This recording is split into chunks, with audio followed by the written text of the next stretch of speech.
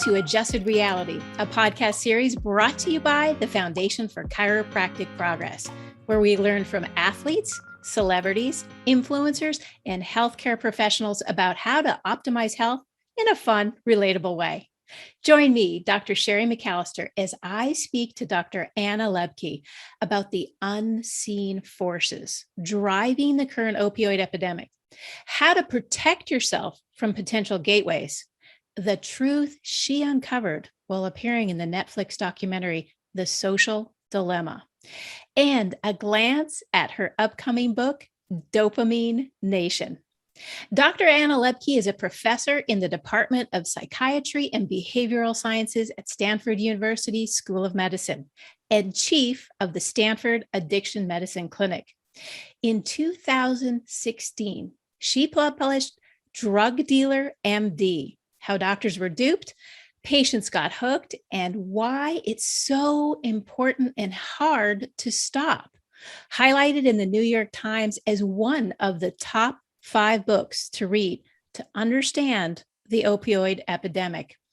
Dr. Lembke recently appeared on the Netflix documentary, The Social Dilemma, an unvarnished look at the impact of social media on our lives.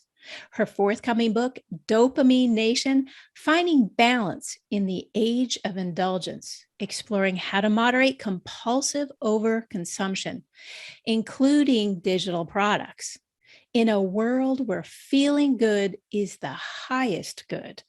I can't tell you how excited I am to have Dr. Lembke with us. Welcome. Thank you. I'm excited to be here. Thanks for inviting me. Well, you took a very big leap, and you and I go back quite a few years now when the opioid epidemic wasn't called an epidemic yet. And yet we were both really looking at what are the answers? What is actually going on? And so I want to start out with first thanking you for being an inspiration for so many people out there to really understand the opioid epidemic. And I also want to ask you, what actually inspired you to not only pursue the field that you're in, but why did you want to write the book, Drug Dealer MD? Drug Dealer MD really came out of my seeing more and more patients being harmed by the drugs that their doctors were prescribing to them. And my growing awareness that these weren't so-called pill mill doctors, doctors who had lost their moral compass, who were just exchanging prescriptions for cash. This was well-educated, well-intentioned, good doctors, my colleagues, my friends, honestly, in some cases, myself, who had become essentially a vehicle for people to become dependent and addicted to controlled substances. So it was my own journey to try to understand what had happened to medicine, how we had gone from a group of people who chose this profession to help others to a group of people who were inadvertently harming others. So that was essentially what inspired the book.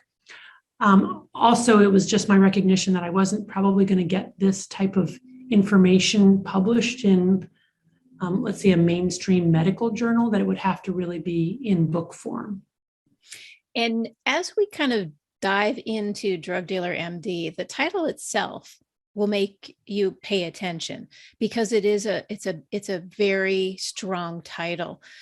How did it get received when the book first came out? It's true. The title is both sort of controversial and also, honestly, a little bit misleading because the subtitle is How Doctors Were Duped, Patients Got Hooked, and Why It's So Hard to Stop. And the book really is about that. It's not about pill mill doctors per se. It's about how the average doctor got duped by essentially the opioid pharmaceutical industry into believing that opioids are effective for chronic pain and that patients won't get addicted as long as you're prescribing them for pain. That's the essence of the misleading messaging. And, the title, I've had some people who really love the title. I've had other folks who feel like the title didn't really prepare them for what was inside the book. But, it is attention grabbing. And I think in that sense, it's been a very good title. I probably wouldn't change it. I 100% agree with you. It is a title that catches our attention. It makes us think through how we do things with our health, and also it's important for them for medical doctors to see that in fact they did get duped.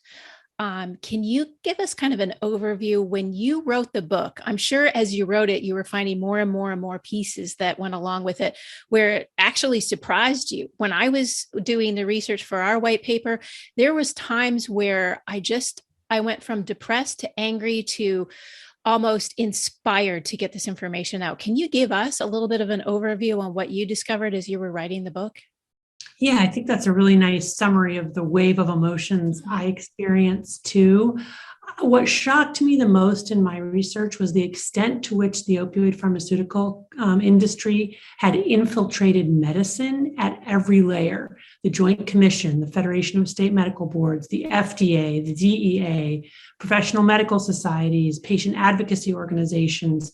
They were pumping money into all of those different types of organizations. And it was coming out the other side looking like science, when in fact it was a lot of promotion. And I think that was what really disturbed me. I think the Joint Commission in particular, when I realized that the Joint Commission was using materials it had acquired for free from Purdue and then charging hospitals for them so that those hospitals could meet quality pain standards, that was like a new low for me in my research. And also really just looking at a lot of the published peer-reviewed journal articles and realizing, wow, peer review is a way to try to ensure quality, but there's a lot of bad stuff that gets published. Poor methodology, studies that are sponsored by opioid pharma and have co-authors who work for opioid pharma. Entire supplements to reputable journals that are essentially ads that look like peer-reviewed articles. So I think that it was that realization that, wow, as a busy clinician, I'm really relying on these journal articles to tell me the real deal, and then discovering that that's not necessarily what you get. You said something that I want our audience to hear is the real deal.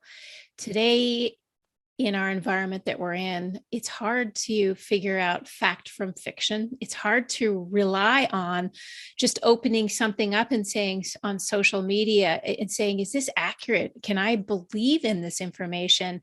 And I think you were at the forefront of honestly being open with audiences to say, here's what we know, here's what we don't know. And more importantly, we have to have that opportunity to create educational value, not propaganda, but value to our patients that come in, and share with them the adverse events that can happen, and share with them the risks for the future. And I would like to see more people picking up your book with a whole different perspective on healthcare in and of itself, and also recognizing addiction was one of the main focuses when prescribing opioids, and that in and of itself, as we know with Purdue Pharma, was creating a misleading next step for our consumers, as they thought, if the doctor prescribed it, I trust my doctor. My doctor was told, and that's what you're saying is,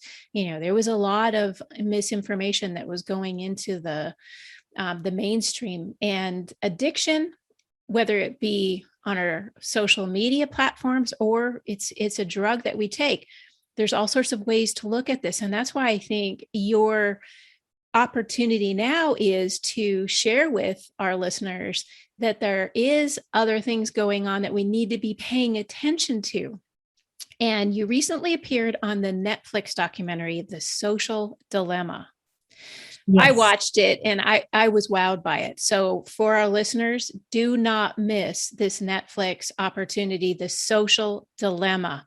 It's going to be an amazing eye opener for you. The impact of social media on our lives. Does social media have an impact on the opioid epidemic? That's an interesting question. Not one I've been asked before.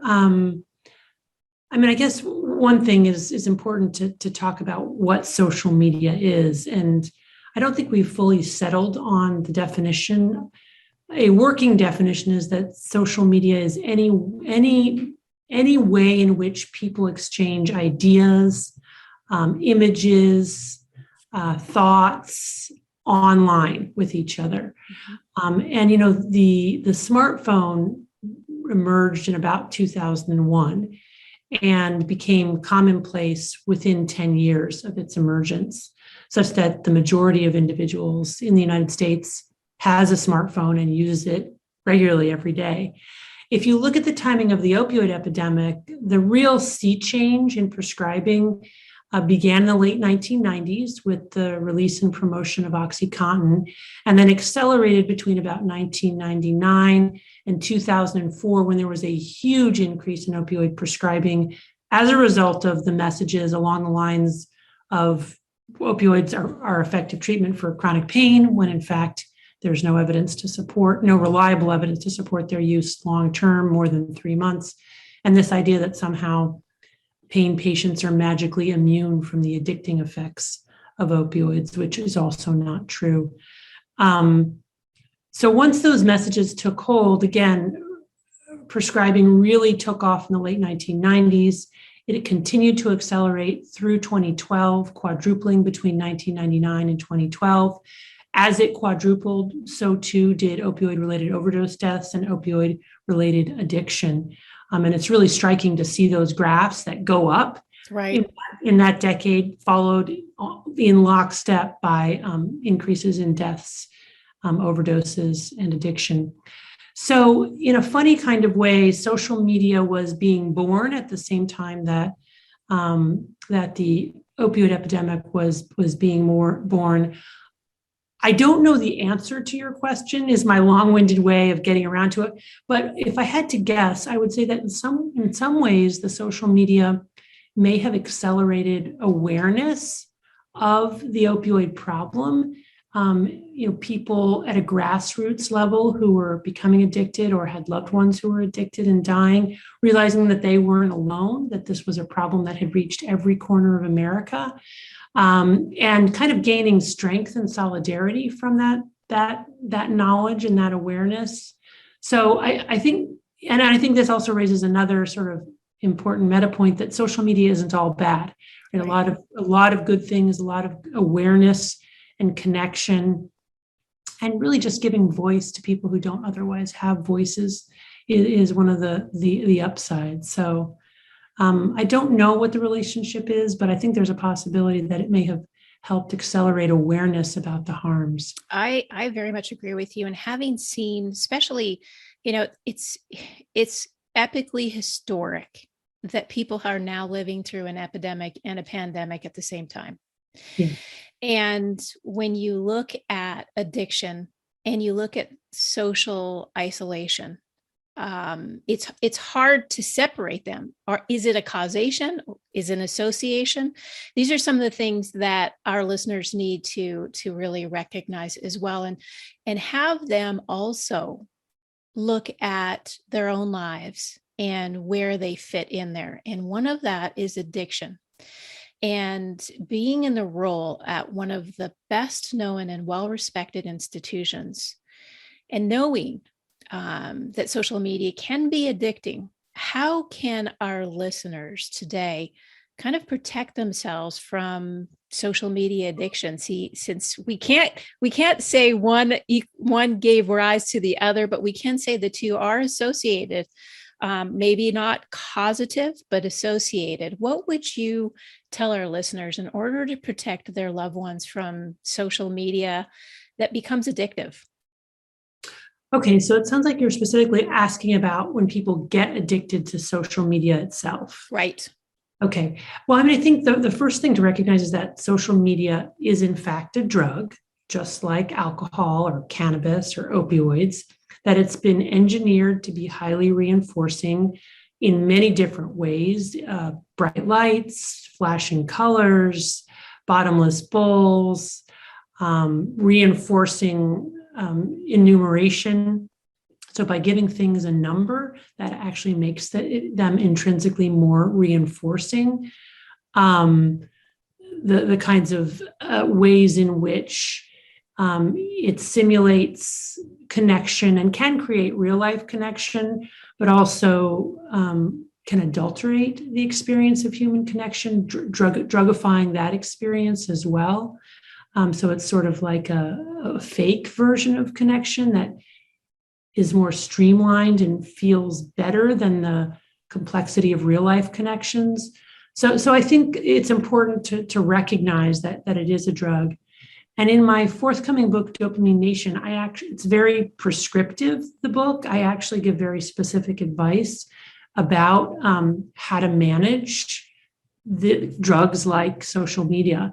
And one of the first things that I recommend is a period of abstinence from the drug, just like I would for alcohol or nicotine or whatever it is. Even if the long-term goal is to return to using the drug, it's really important to take a period away in order to restore what we call homeostasis or dopamine balance, restore reward pathways. And I talk about the neuroscience of that in my book. And what that does is that allows people literally to regenerate their dopamine and to take pleasure in other things and to not be so fixated on this one single type of reward that ends up overshadowing everything else in their lives and causing problems which they actually can't see until they've stepped away from it. So that's one of the big things about anything that's addictive is that when we're using it, it's very hard to see cause and effect. But if we take a break from it, we're able to look back and say, oh, wow, I was using it in a way that's really not consistent with how I want to be spending my time or not consistent with my values. And when we recognize that, then I think we're more motivated to use it in a different way or to not use it at all if we're able to and want to continue to abstain. Most of the time, people, have to go back to using their phones and have to go back to using various forms of online communication, which could broadly be categorized as social media. And so then the trick is to engage in self-binding strategies in order to control usage. And so I talk at length in my book about, what some of those self-binding strategies might be, as well as some metacognitive strategies, which I think are very helpful for managing this type of compulsive overconsumption. Just to take a small step back, because this book sounds fantastic, and I know it's coming out at the end of August, and I want our listeners to really have a jump start. Dopamine Nation listeners, that's coming out at the end of August. Can you give our audience just a step back for just a moment and let them know what is dopamine? Can you give them why do I even care about dopamine? So dopamine is a neurotransmitter, and it's the neurotransmitter that is deeply intertwined with the experience of motivation, reward, and pleasure. Neurotransmitters are molecules that bridge the gap between neurons. So neurons are the main cell of the brain, the workhorse cell of the brain, and neurons, they use electrical signals to fire and send electrical signals from one to the other. But neurons, really interestingly, don't actually touch each other. There's a little gap between neurons called the synapse. And the way that a presynaptic neuron communicates with a postsynaptic neuron is by sending an electrical impulse from the presynaptic neuron that then causes the release of certain molecules called neurotransmitters that then bridge that gap between pre and post, and then bind to the postsynaptic neuron, and then continue or abort the electrical impulse onward. So it's kind of like a checks and balances in the brain, a way to prevent a short circuit or an electrical storm, or just one more fine-tuned method of regulating the neural circuits. So that's what dopamine is.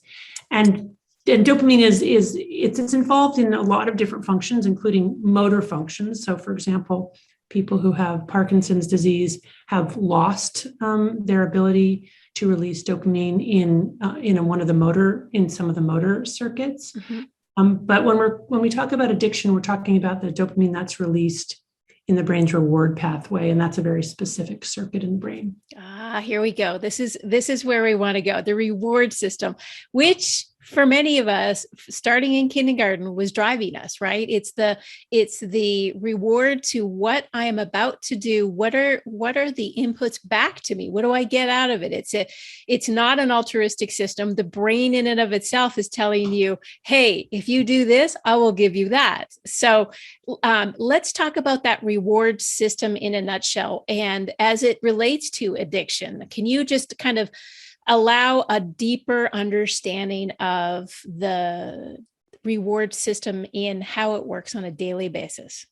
Sure. So our brains have evolved over millions of years to approach pleasure and avoid pain.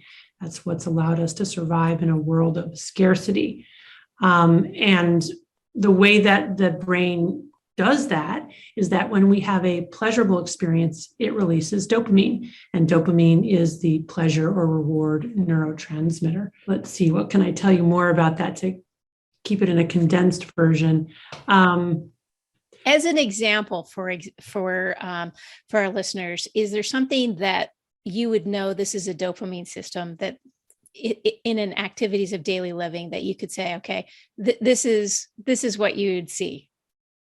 Well, dopamine is released anytime we do anything that's pleasurable or positive or reinforcing. And dopamine, we wouldn't be able to live without dopamine. And we all have a tonic baseline level of dopamine that's released constantly. When we do something pleasurable, there's an increase, a brief increase in the release of dopamine. And the fundamental difference between behaviors or substances that are addictive and those that are not is that addictive behaviors release a lot more dopamine. Gotcha. That's really good to know. Yeah. I mean, I think one of the pieces that for those that are sitting there thinking, dopamine sounds really good. Why don't I want more? How come what can I do to get more? I'd like to enjoy my life and have the pleasantries, but there's the negative side of a dopamine release. Right. Yeah. So that's the fundamental message in my book, is that pleasure and pain work like a balance, and that there's a cost for every pleasure. So when we do something that's reinforcing or pleasurable, our brain releases more dopamine. That those are sort of the same thing. But immediately after that dopamine release, the brain adapts by downregulating our own dopamine receptors and our own dopamine transmission. And the way that I visualize this is that, again, it's like a teeter-totter. And as soon as we have a pleasure, these little gremlins hop on the pain side of the balance to bring it level again, but they stay on there until the balance is tipped an equal and opposite amount to the side of pain. And that's the hangover or the come down. And that's how our brains ultimately restore homeostasis or a level balance, because the balance wants to remain level. So eventually, after it's tipped to the side of pain for a while, the gremlins hop off and balance is restored. In other words, the overriding physiologic drive in the brain is to maintain a level balance. So with any deviation from neutrality, the brain will compensate with what's called an opponent process reaction, or an equal and opposite deviation in the other direction. So in other words, when it comes to your brain, there's no free lunch. If you have a pleasurable experience, there will be a price to pay. That is the come down. And if you repeat that pleasurable experience over and over again, ultimately what happens is that you enter a dopamine deficit state, because in order to compensate for that continual release of high dopamine, your brain will re-regulate by decreasing the number of opioid receptors, down-regulating its own dopamine transmission. So essentially you induce what's like a depressive state in your brain in order to compensate for all this external stimulation, which means that when you stop using, you don't just go back to normal. You actually, your pleasure-pain balance tilts to the side of pain, and you experience irritability, anxiety, dysphoria. So, when I'm talking, to teenagers, for example, who say, but I love to play video games, it feels so good. I say, well, how do you feel right after you stop playing? And, if they're being honest, what they'll say is, first of all, it's really hard to stop playing. And part of why it's hard is because you want to avoid the come down. Right. And then in that time afterwards, they usually feel a little anhedonic or without joy, because they've been engaging in this really high reward activity. So of course, to compensate for that, the brain will put them into a dopamine deficit state afterwards. And this is the fundamental problem. I mean, because that dopamine deficit state is what drives us to reuse. Dr. Lembke, there's very few people that have ever described it as eloquently as you just did.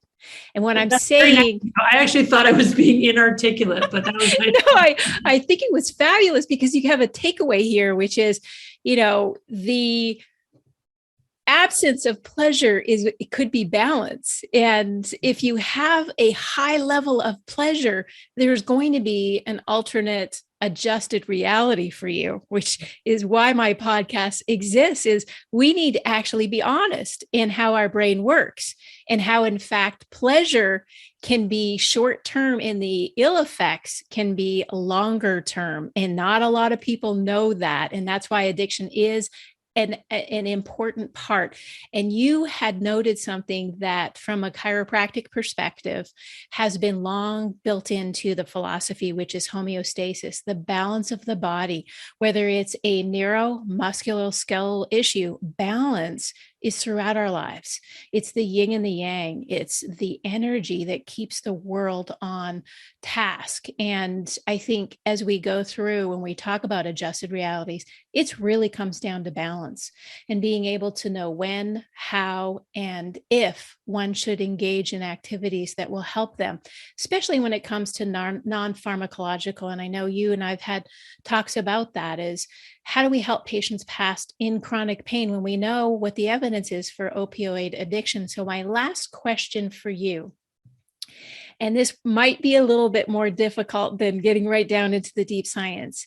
If there was one thing when you look back that you wished was told to you, even before you rewrote Drug Dealer MD, and that you'd like your patients to really have a handle on, what would be that one or even two things that you would want everyone to know leaving today's Adjusted Reality podcast?